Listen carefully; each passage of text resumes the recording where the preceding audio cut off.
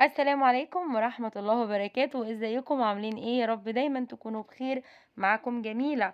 لو أول مرة تشوفوا قناتي انزلوا اعملوا لايك واشتراك وفعلوا الجرس علشان يوصلكوا إشعارات بأي فيديوهات أنا بنزلها. جميلة في المطبخ. هنعمل النهاردة ريفيو عن مايكرويف جاك ال43 لتر. هنتكلم عن مميزاته وعيوبه وازاي نستخدمه، حاجات كتير قوي وتفاصيل كتير موجودة في الفيديو بتاع النهاردة، بس اهم حاجة ما تنسوش اللايك. يلا نشوف مع بعض مايكروويف جاك. اول حاجه هنتكلم عنها هو ايه الفرق ما بين الميكروويف والفرن. الفرن انتوا عارفين ان هو برضو بيشتغل بالكهرباء وبيشتغل عن طريق السخانات وبنسوي فيه الاكل، وبرضو كان ايه، مش وحش، برضو حاجه كويسه. لكن فرق كبير خالص ما بينه وما بين الميكروويف. اول حاجه الميكروويف هو جهاز كهربائي بنستخدمه في تسخين انواع كتير من الاكل. ازاي بيشتغل بقى؟ اولا الفرق ما بينه وما بين الفرن، الفرن قلنا بيشتغل بالسخانات لكن ده بيشتغل بالموجات. موجات ايه الموجات؟ هقول لكم دلوقتي. الموجات دي عبارة عن ايه؟ موجات الميكروويف الكهرومغناطيسية. اللي هي ايه بقى؟ اللي هي بتدخل جوه الاكل، جوه الاكل اللي احنا بندخله في الميكروويف، وبتحرك جزيئات المية الموجودة في الاكل نفسه. فالجزيئات دي بتتحرك فبيحصل عملية التسخين وبسرعة، وبناخد نتيجة حلوة قوي قوي، والوقت بيبقى سهل جدا وبسرعة هائلة. دي ميزة الميكروويف. موجود في السوق أنواع كتير جدا من الميكروويف. موجود أنواع وأشكال وأحجام وكل حاجة ليها سعرها على حسب احتياجك. انت مثلا دلوقتي أنا عايزة ميكروويف يكون بشواية، في مثلا ميكروويف تاني من غير شواية خالص. في خصائص، في انت بتدوري على ميكروويف يكون فيه كل حاجة انت محتاجاها. فأنا بصراحة كنت ناوية أشتري سامسونج لكن لقيته لمّا رُحت أشتريه كنت طبعًا اشتريته من كارفور في عيد ميلاد كارفور، فبتبقى الأسعار جميلة جدًا وحلوة أوي وفي تخفيضات هايلة. فأنا اشتريته بصراحة في عيد ميلاد كارفور وكنت رايحة إن أنا هاشتري السامسونج. أنا سألت على السامسونج قبليها بشهرين كان عامل 4000 اللي هو تقريبًا 25 لتر حاجة زي كده.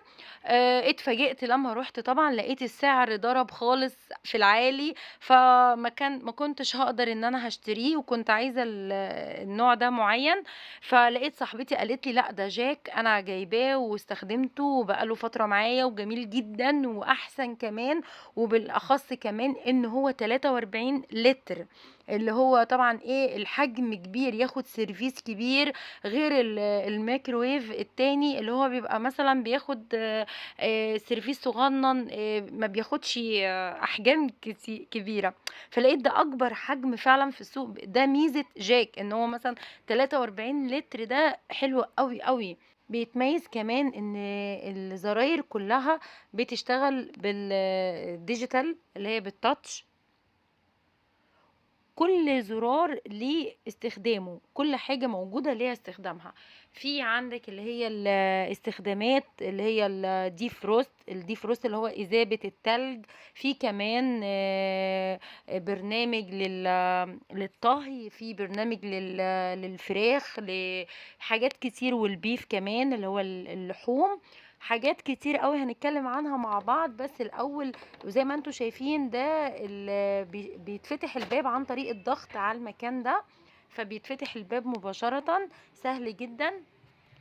هنتكلم عن كل قطعة موجودة في الميكروويف وخصائصها ايه واستخداماتها ايه. دي اول قطعة معانا اللي هي الشواية الجريل، اللي هنشوي عليه اللحوم او الفراخ ايا كان الحاجات اللي هنشويها عليه. هي مخصصة للميكروويف، وكمان ليها قاعدة يعني ممكن تدخل تتعرض للحرارة، مفيش اي مشاكل خالص. والستانلس ستيل غير قابل للصدأ خالص. فبسم الله ما شاء الله، يعني هتبقى برضو هتاخد كمية من الفراخ او اللحمة كويسة، لان انتوا عارفين ان هو السعة بتاعته كبيرة. فهياخد كمية اكبر. فبسم الله ما شاء الله يعني اول حاجة الشواية دي خلاص. تاني حاجة ده الطبق اللي هو الطبق اللي هو بيلف في الميكروويف. الطبق دون ليه قاعدة تحت دائرية وليها عجل، هي المسؤولة ان هي اللي بتخلي الطبق يلف في الميكروويف عشان يسخن. اهي القطعة اللي انتوا شايفينها دي اللي هي ليها عجل، وبرضو دي مصنوعة من البلاستيك القابل للحرارة العالية، ما يتأثرش خالص بالحرارة. اول حاجة بنركبها كده، بنركب القاعدة دي كده، وبعد كده بنحط الطبق ايه في مكانه. زي ما انتوا شايفين التلات اجزاء دول بيركبوا في القاعدة الاساسية اللي انتوا شايفينها دي، وعشان خاطر يثبت ويلف بسهولة. زي ما انتوا شايفين اهو قدامكم خلاص هو كده تمام. الميكرويف جاهز ان احنا نسخن فيه اي حاجة. بسم الله ما شاء الله من جوه واسع جدا وحلو قوي، ياخد معاكي سيرفيس تمام، يعني عزومة عزومة. فده احلى حاجة فيه ان هو السعة بتاعته كبير. في كمان ازرار كتير هنتكلم عنها دلوقتي، كل حاجة ليها حاجة. بسم الله ما شاء الله يعني الميكروويف السعة بتاعته تقدر تاخد كمية حلوة قوي من الاكل. جاك 1600 واط بيعمل يعني ما شاء الله كفاءته عالية جدا جدا. وفيه 5 مستويات، يعني 5 مستويات للتشغيل. ما شاء الله يعني فيه خصائص حلوة جدا، وهنشوف دلوقتي مع بعض، هنعمل كل حاجة عملي مع بعض. هنسخن فيه كل حاجة، وهنعرف ايه المميزات وايه العيوب اللي هتقابلنا في ميكروويف جاك. لو في عيوب انتوا عارفين ان انا بقول لا يا جماعة ده فيه عيب كذا ده كذا، لكن لو مفيش خلاص انا ببقى وبجربه قبل ما بعمل الفيديو، بجربه مرة واتنين وتلاتة، علشان برضو دي امانة ان انا مثلا لو لقيت فيه عيب انا ما اقدرش ان انا اقول لكم ان ده كويس وهو مش كويس، فعشان ما غشش حد وحد يروح يشتريه. لا انا بقول الحقيقة. طبعا زي ما انتوا عارفين ان الميكرويف لازم يبقى ليه مكان في المطبخ، فانا عندي الوحدة دي خصصتها للميكروويف في المطبخ. بسم الله ما شاء الله. طبعا انا باخد المسافة بتاعته والمساحة بتاعته قد ايه بعرف وكده. وطبعا عملت له المكان ده خصصته مخصوص للميكروويف، لان انا عندي المطبخ يعني مش كبير قوي، فهياخد لو حطيته على المطبخ هياخد مساحة. في ناس تانية بتعمل له استند حديد في كذا فكرة. فانا دي كانت بصراحة انا فكرت ان انا حبيت اعمله كده، ابعده خالص عن الرخامة بتاعة المطبخ، لان الرخامة مش مستحملة. هنجرب مع بعض الميكروويف وهنشوف تشغيله ازاي، وهنشوف هو فعلا سهل ولا صعب. فكل ده هنجربه مع بعض دلوقتي. ازرار الميكروويف كتير. عندي زرار اللي هو البوب كورن. البوب كورن دون بسم الله ما شاء الله ان انت ممكن تعملي فيه فشار تمام، بتدوسي على الزرار وبتحطي الفشار وما بياخد وقته على طول ومفيش مشكلة. وفي كمان زرار اللي هو 30 ثانية. 30 ثانية ده اسرع حاجة، يعني 30 ثانية تدخلي الاكل، 30 ثانية بيخرج تمام. واحلى كمان ما فيه ان الشاشة بتاعته الديجيتال رقمية، فبيظهر معايا الوقت وكل حاجة. طبعا في انواع كتير من الاطباق ما ينفعش تخش الميكروويف. ده النوع ده معين جدا، ده مخصص للميكروويف يقدر يدخل فيه وما يتأثرش، ما يحصلش اي مشاكل. فبستخدمه ان انا مثلا لو هسخن حاجه مش بحطها على الطبق اللي هو الازاز، لا ده انا بحط الطبق اللي هو الابيض ده وببدأ بالتشغيل على طول. ما ينفعش نحط الصواني اللي هي الصواني اللي هي الألمونيا، ما ينفعش. حاجات كتير جدا ما تنفعش في الميكروويف عشان ما يحصلش لا قدر الله مشاكل. اول حاجة هجربها معاكم، انا دلوقتي عندي فطيرة مشلتتة، الفطيرة دي في الفريزر وانا قلت هجربها. هشوف الاول هيحصل ايه.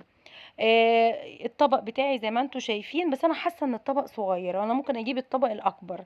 الفطيره متلجه تماما. فانا دلوقتي هبدأ ان انا إن أنا أعملها أشغّل الميكروويف على دقيقتين.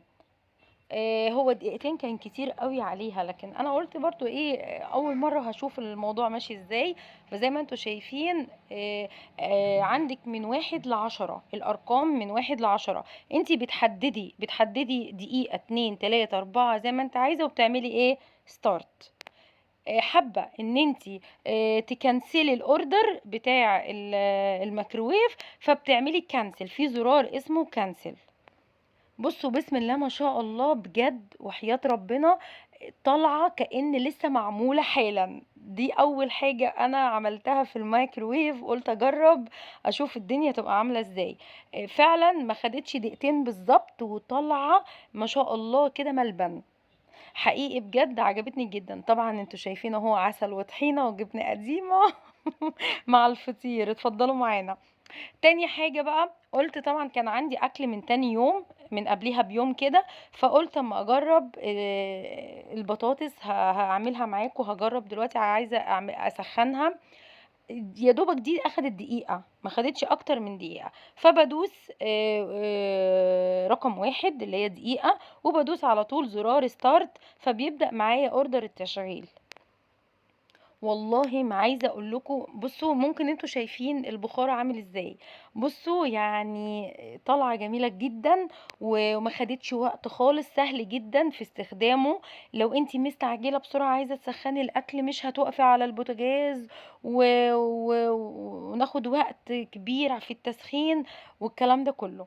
كمان كان برضه كان عندي صينية يعني مش صينية مكرونة بشاميل، فاضل منها حتّة كده حلوة فقُلت برضه كنت حاطاها في التلاجة، وقُلت برضه أبدأ إن أنا إيه، أسخّنها أشوف برضه هي هتبقى ال المكرونة عاملة إزاي. وبُصّوا مش قادرة أقول لكم بجد وحياة ربنا، طالعة يعني فعلًا، فعلًا أنا ندمت إن أنا ما اشتريتش الميكروويف من زمان.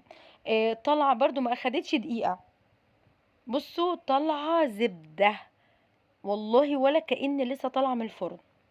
كمان قُلنا برضه هنجرّب مع بعض إن إحنا نسخّن العيش، أنا عندي عيش في الفريزر محطوط، العيش دوًّا إيه، طبعًا طلّعته من الفريزر وهادخّله أسخّنه، بُصّوا عامل إزاي، بسم الله ما شاء الله يعني مش قادرة أقول لكم برضه على 30 ثانية، على دقيقة، زي ما تحبّي.